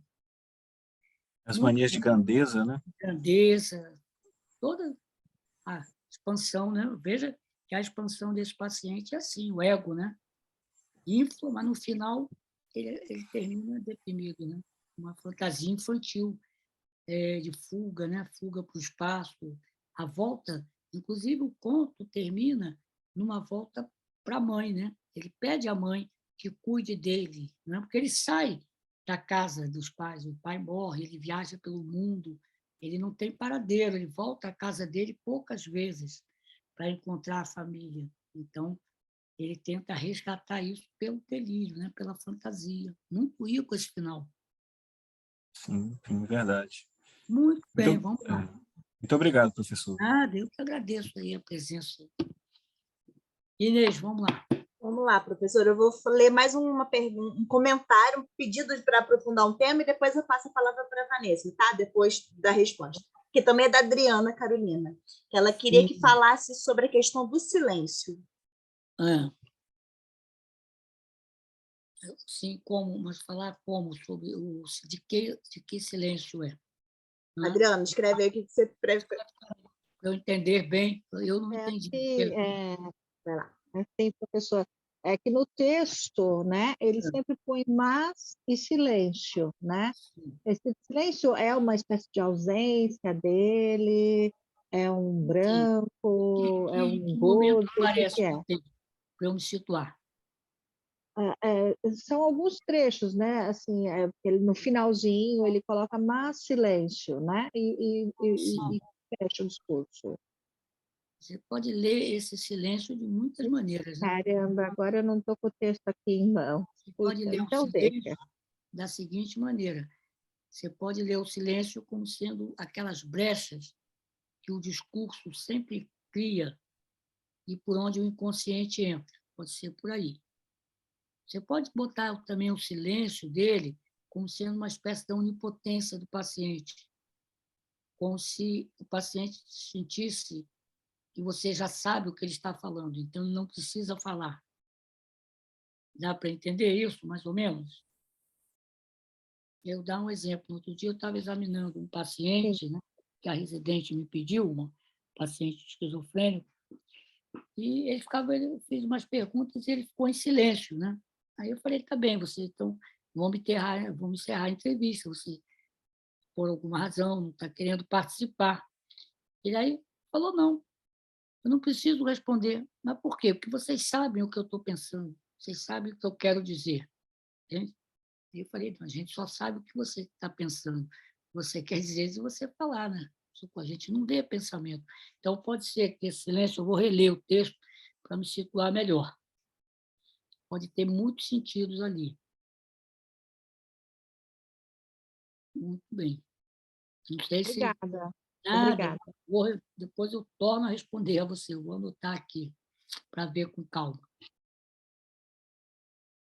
É só uma sugestão, porque o Sbron, ele não tem um nome, sugeriu que tem um filme, ó. Há um filme curto, excelente sobre o conto, está em russo, mas não é necessário entender a língua, as imagens falam por si só, colocou para a gente o link do filme, então fiquem convidados depois para assistirem. Aí eu vou passar... Oi? Só para falar, inclusive esse conto ele já foi representado em muitos teatros, né? Aqui mesmo no Rio, aquele ator Diogo Vilela fez há muitos anos uma apresentação dessa peça aqui no teatro, aqui na Zona Sul. E quando ele foi fazer, ele estava se preparando, um amigo dele pediu se ele podia dar um pulinho lá no serviço, olhar, para tentar fazer um laboratório, né? E foi muito interessante que ele estava, se não me engano, trabalhando numa novela da Globo, não sei, estava muito em evidência, ele não queria dizer quem ele era, né? Mas aí ele entrou lá numa reunião com os pacientes, a psicóloga tal, estava lá tal, apareceu uma paciente e identificou, né? Ele falou, não sou eu não, é parecido comigo, né? Claro que era ele. Entende? Então é bom saber desse filme, sim, saber onde está. A gente não entende russo, mas pela maneira, pelas cenas, a gente já conhece, a gente monta o texto. Valeu, gente. Professor, o senhor está sumindo de novo na tela, se puder chegar. Não, que eu fiquei ali pensando. Né? Voltamos a te ver. Passar para a Vanessa, que tem uma pergunta. Quem é a Elizabeth? Ela hoje não veio, né? Elizabeth veio, tem pergunta dela aqui embaixo. Então tá bom. Então, Passar para a Vanessa. Vanessa. Boa noite a todos. Boa noite, professor. Boa noite, tudo bem? Excelente aula, parabéns. Estou contente de saber que foi bom. Professor, o senhor disse que o delírio seria uma ruptura da relação dialética do sujeito com o mundo. Sim. Né? Então, eu estava imaginando aqui. Então, o delírio seria necessário como criação, como uma construção, seria uma construção necessária por parte do delirante para que ele continuasse um sujeito inteiro, uno, na medida em que eu vejo a psicose como um tecido se esgarçando cada vez mais, se esgarçando, ou como um espelho que se partisse em vários pedaços e o sujeito tivesse que ficar colando toda hora, montando esse para que ele continuasse inteiro. Seria isso? Seria algo como sobrevivência, o delírio? O delírio é uma reconstrução do mundo, do abalo da psicose, né? Você, por exemplo, vamos pegar, não é bem o delírio, vamos pegar o que acontece com o esquizofrênico, né? Por uma série de razões, ele vai, ao longo da vida, retirando, digamos, os seus afetos dos objetos do mundo, e ele coloca sobre ele. Num segundo momento, o que ele faz? Ele projeta nos objetos, nas pessoas, a própria subjetividade. E já não se reconhece mais naquela subjetividade. Aí ele rompe, é o delírio. O delírio é uma tentativa de buscar uma reinserção. Sim. É uma reconstrução. Isso que você pegou é verdade. Sim, compreendo. Por isso, então, que o tecido, né, o tecido como linguagem também, né, se esgarçando com o tempo, e o tempo também do diário se desaparecendo. Achei bastante interessante. E é interessante que ele muda, né? Ele cria tempos que são tempos mágicos, místicos. Né? Isso, até o sem data, né? Até a inexistência. Há uma forma mais, assim, há uma forma da esquizofrenia em que o paciente ele cria uma linguagem própria. Sim. Chama-se esquizofasia. Ele cria... Esquizofasia. Com o neologismo, Interessante. então chama-se esquizofasia. Mostra que Ótimo. ponto chega a questão da linguagem na psicose. Maravilhoso. Muito bem. Muito obrigada, professor. Nada, espero ter ajudado aí um pouquinho. Demais, bastante. Tem um livro que saiu há pouco tempo, aquele coordenado pelo Vladimir Safati. Vocês devem saber quem é ele, né? Um escritor. Sim, sim. Tem um livro que tem um capítulo interessante sobre delírio.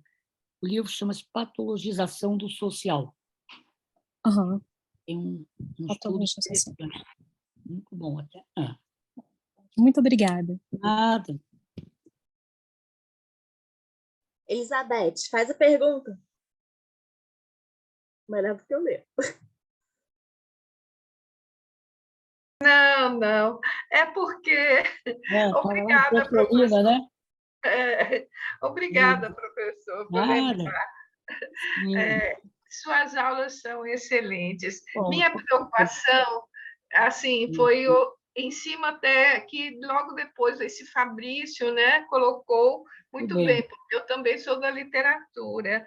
Então, minha questão... Ajudar, né?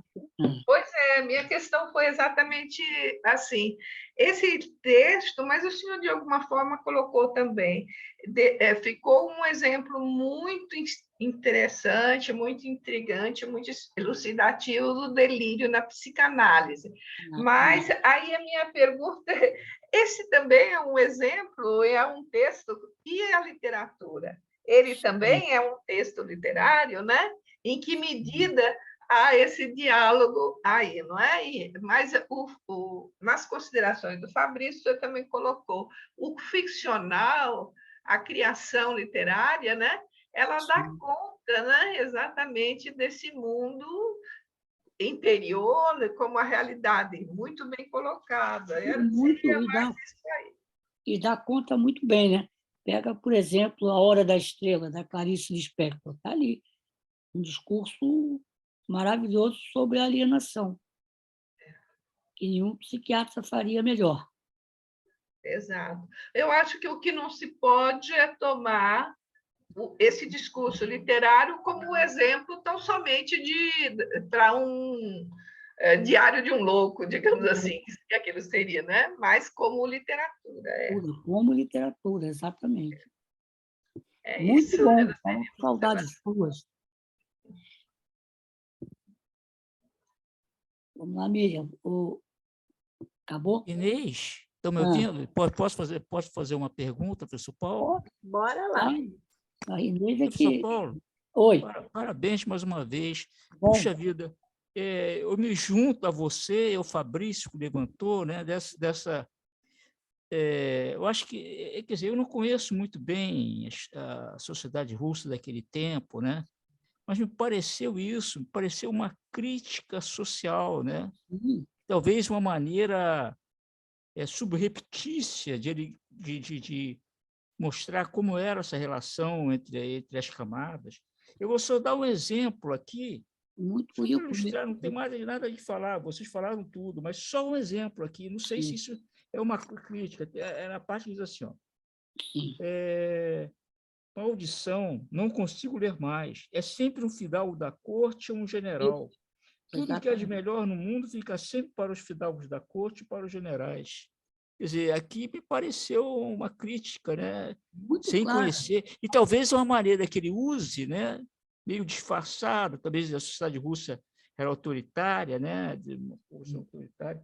E eu me lembrei, quando você falou do Brás Cubas, aliás, antes mesmo, lendo, eu me lembrei justamente do Quincas Borba. Coincidência, sabe por que o Quincas Borba, além disso, Rubião, né? Além da loucura, a Sofia também é um personagem, tem um personagem também chamado Sofia. Sim. Né? Não é a Sofia, é o personagem Quincas Borba. E o cachorrinho também, tem um cachorrinho também chamado Quincas Borba. E nessa história, uma história de cachorrinhos, né? Uma coincidência, pura coincidência. Né? É uma relação, né? E parece que eles escreveram quase que, não sei, na mesma época, não digo, né? Mas eu não acredito, né? Eu não acredito que houve alguma interação. Não sei. Não sei se Machado de Assis leu, ou eles eram da mesma época, sei lá. Não sei. Machado, eu achei morre muito cedo, né? Eu pensei justamente no Quincas Borba. Eu pensei no O Quincas Gogol, Borba. ele era um outsider da sociedade russa, ele estava sempre fora. Ele não se colocou, ele não se colocava, só através da literatura, da crítica Então, que ele faz, é, muito grande. é. E por fim, eu ia falar, o que eu ia falar mesmo? Ah, sim, me pareceu, aí eu não sei,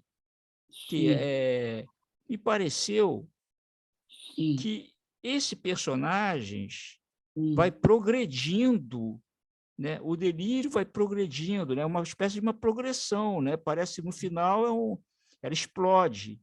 sim. Isso, para fins literários, eu acho que é importantíssimo.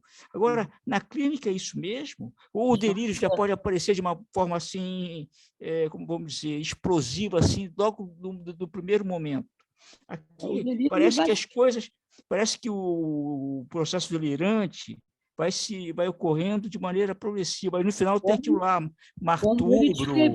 como ele descreveu no conto. É O assim delírio mesmo, essa mesma clínica corresponde à descrição, é?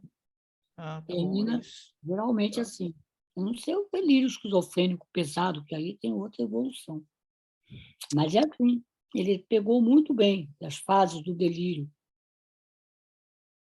Muito, muito bom mesmo. É. Foi muito boa a sua participação, nota 10. Parabéns, professor. Mais uma Obrigado, vez. muito bom. Ó, temos duas pessoas com a mão levantada e é que o pessoal teve aqui um pequeno diálogo sobre o silêncio. Aí eu vou ler para o senhor, tá, professor? Leia para mim. A Ana Júlia escreveu o seguinte: eu vi também esse mais silêncio como uma forma de se autossilenciar, porque ele corta todo um pensamento que ele está construindo. Não sei se faz sentido, mas eu tinha entendido dessa forma. Sim. Aí a Gabi Trevisan comenta o seguinte: sobre a questão do silêncio. Acho que na minha tradução está com psil. Ele escreve isso em vários momentos do texto, como se estivesse se autocensurando ou interrompendo seu fluxo de consciência. Apareceu principalmente enquanto ele lia as cartas da cachorrinha.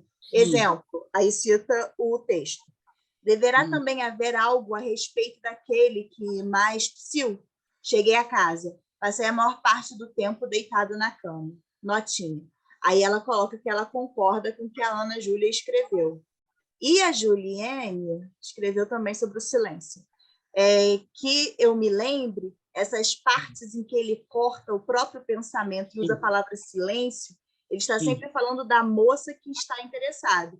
Aí eu entendi como se algo do estilo amor e medo, o desejado, interditado, proibido. Aí esse foi o diálogo sobre o silêncio. O silêncio aí tem muitos sentidos, né? Um deles é que ele aparece num determinado momento em que há um bloqueio do pensamento, há uma parada.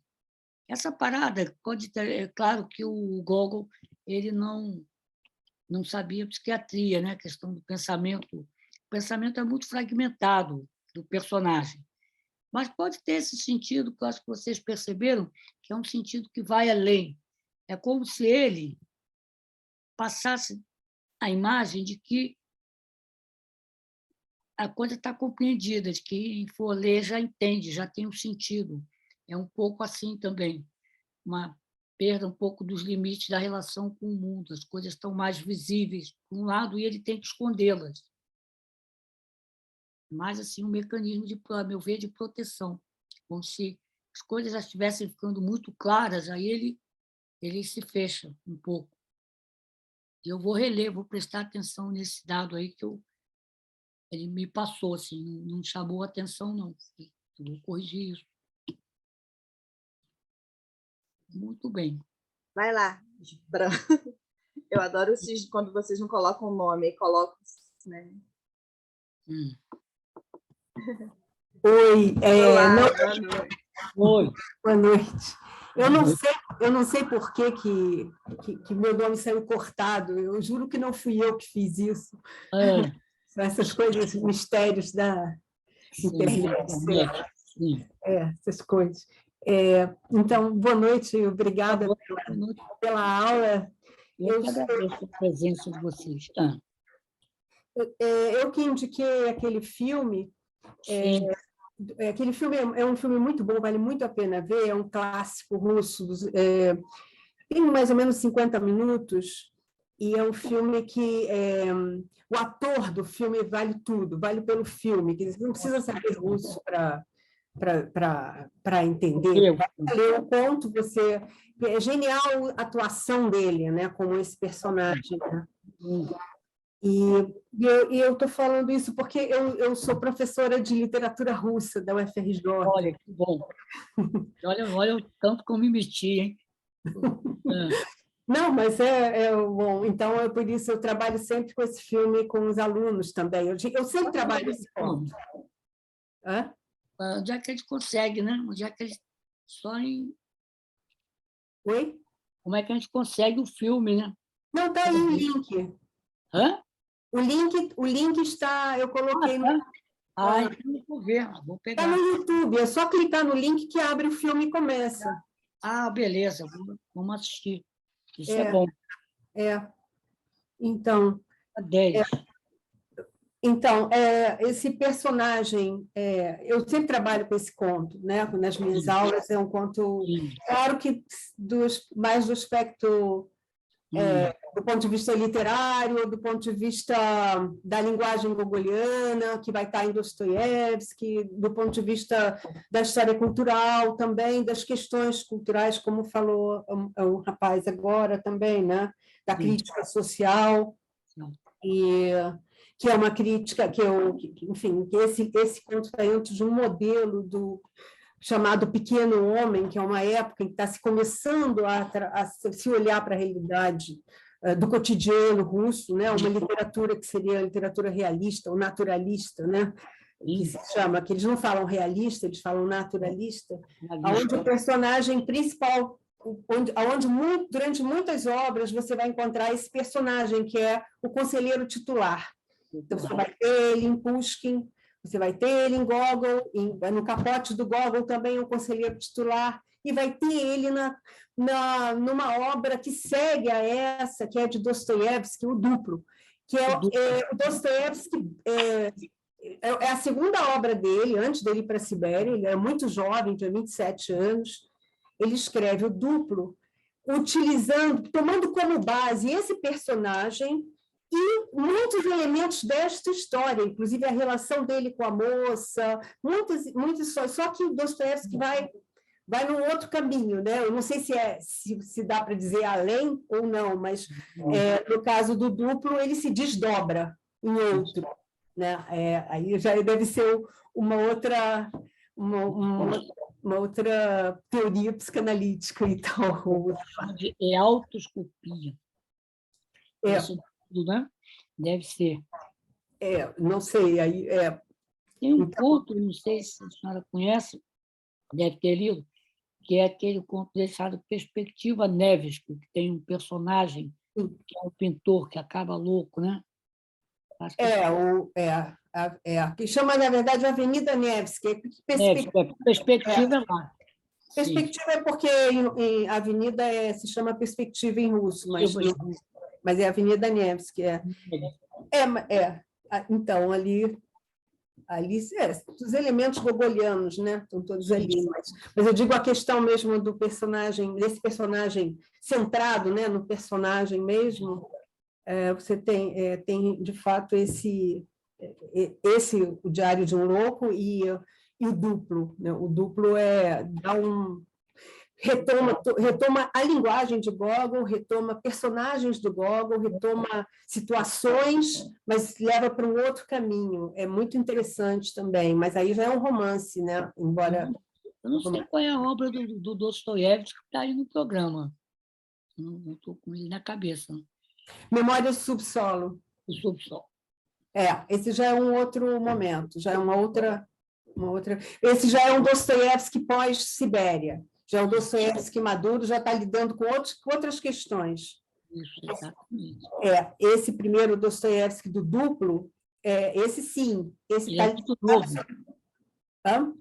Ele é muito novo quando escreve, né? O Duplo. Muito, muito, muito. É incrível. E esse está muito ligado ao Diário de um Louco. Inclusive, muito, a linguagem também, sabe? É muito gogoliana. Gogol é muito importante para Dostoiévski. Dostoiévski vai dizer depois, todos nós saímos do capote de Gogol. É isso que eu ia falar, o capote, né? O Dostoiévski fala isso, cita isso mais tarde. Ele reconhece a importância. Não só a importância, mas a precedência do Gogol para a própria escrita dele, né? Assim, a importância, mas reconhece de onde vem, onde se origina a própria escrita dele, né? Capote é de 1942, né?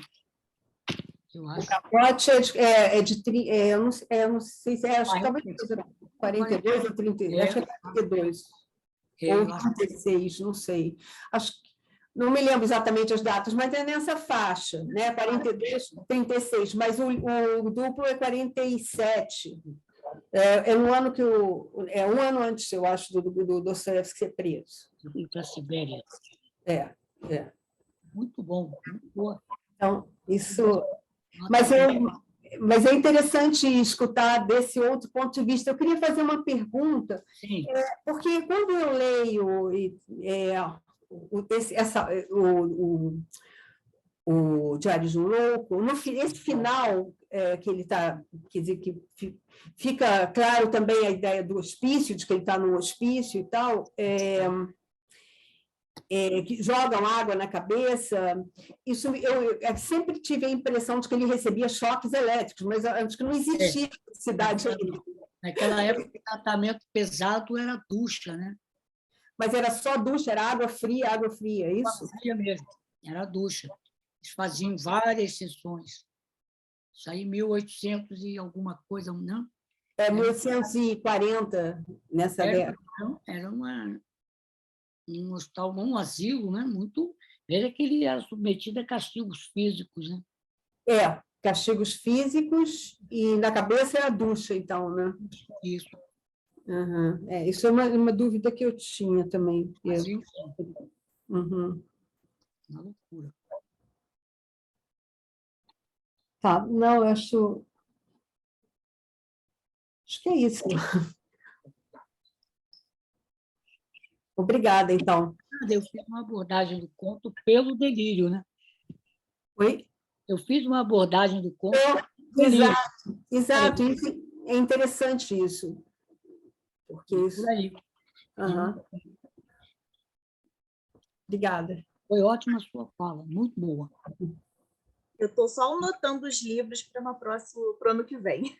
Isso, vai anotando aí. Já estou anotando. Sim. Já estamos só de hoje, né? Quincas Borbas e o duplo, né? Como sugestão. Vou passar a palavra agora para a Vera. Sim, muito bom. Não, é interessante que a minha pergunta era bem objetiva e justamente sobre a água na cabeça.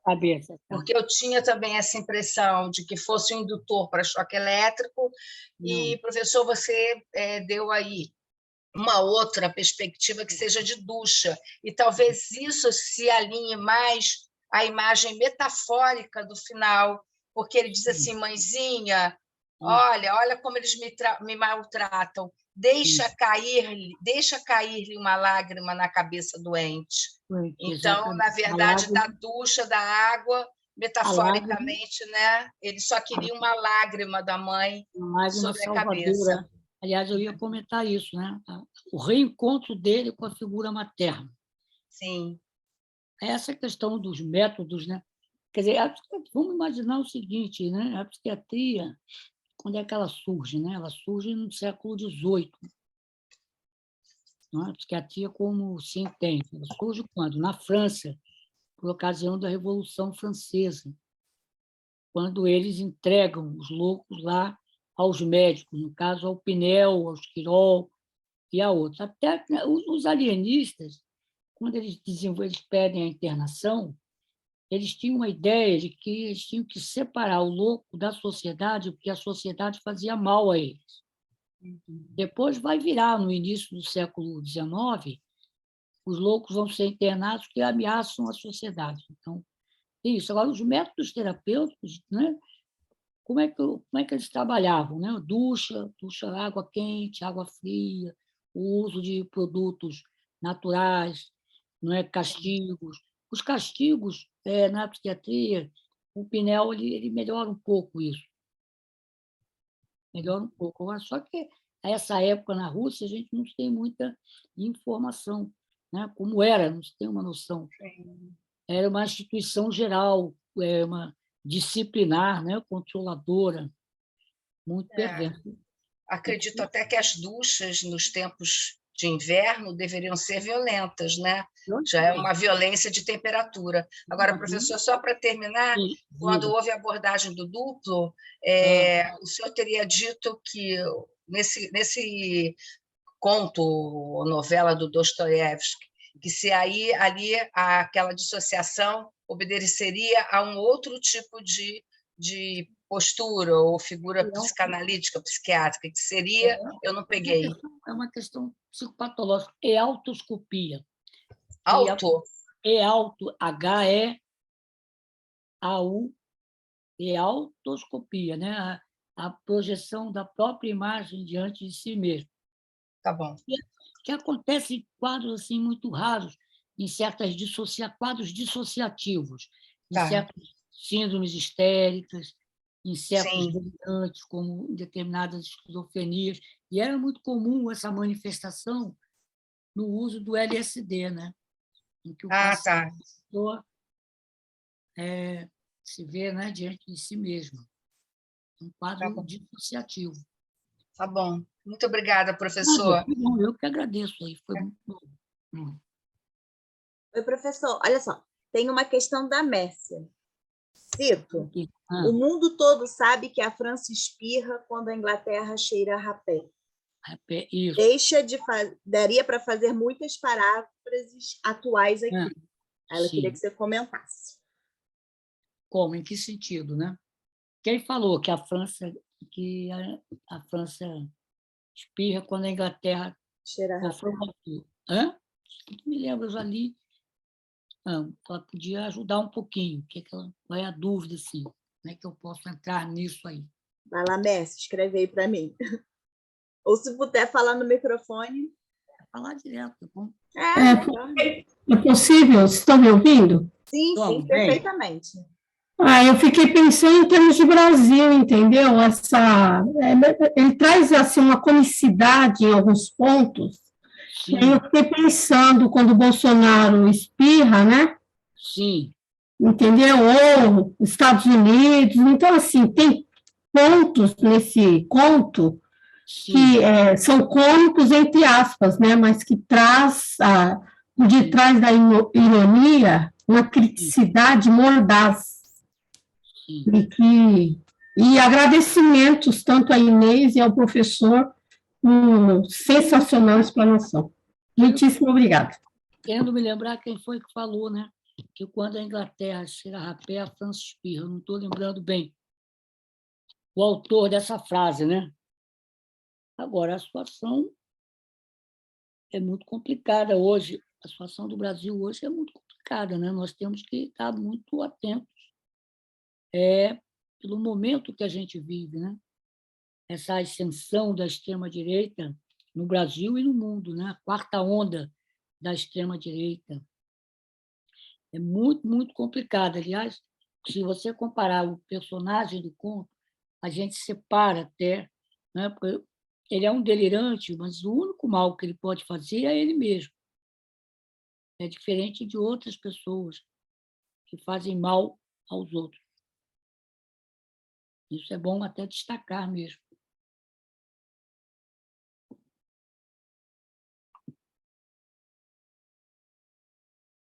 Muito bem, vamos lá.